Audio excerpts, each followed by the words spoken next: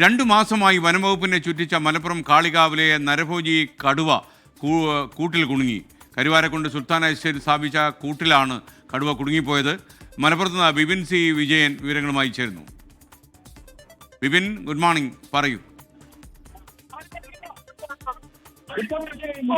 കടുവ കൂട്ടിലായിരിക്കുന്നു. സുൽത്താന എസ്റ്റേറ്റിൽ സ്ഥാപിച്ചിട്ടുള്ള കൂട്ടിലാണ് കടുവ കുടുങ്ങിയിരിക്കുന്നത്.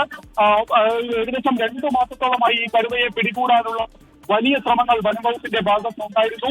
നാട്ടുകാർ വലിയ ഭീതിയിലായിരുന്നു. പല സ്ഥലങ്ങളിൽ സ്ഥാപിച്ച ക്യാമറയിലും അതുപോലെ തന്നെ ഒക്കെ ഈ ദൃശ്യങ്ങൾ, കടുവയുടെ ദൃശ്യങ്ങൾ പതിഞ്ഞിരുന്നു എന്നുണ്ടെങ്കിലും ഇതിനെ പിടികൂടാൻ മാത്രം കഴിഞ്ഞിരുന്നില്ല. ഈ ഒരു ഘട്ടത്തിലാണ് കൂടി ഇപ്പോൾ സുൽത്താന എസ്റ്റേറ്റിൽ സ്ഥാപിച്ച കൂട്ടിൽ കടുവ കുടുങ്ങിയിരിക്കുന്നത്. ഇവിടെ തീർത്തും റബ്ബർ തോട്ടത്തിന്റെ ഉള്ളിൽ സ്ഥാപിച്ച ഒരു കൂടായിരുന്നു. ഇതിലാണ് ഇപ്പോൾ കടുവ കുടുങ്ങിയിരിക്കുന്നത്.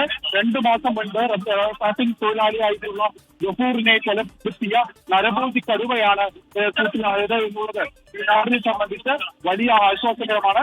ഇനി ഇതിന്റെ ആരോഗ്യനില നോക്കിയതിനു ശേഷമായിരിക്കും മറ്റ് നടപടികളിലേക്ക് വനം വകുപ്പ് കടക്കുകയും ചെയ്യുക. വിപിൻ സി വിജയനാണ്. ഈ കൂട്ടിലാണ് ഈ നരഭോജി കടുവ പെട്ടുപോയത്. എന്തായാലും ജനങ്ങളുടെ ഭീതി അകന്നു. കാര്യം ഒരു ടാപ്പിംഗ് തൊഴിലാളിയെ കടിച്ചു കീറി കൊലപ്പെടുത്തിയ കടുവയാണ് ഇപ്പോൾ കൂട്ടിലാകപ്പെട്ടത്.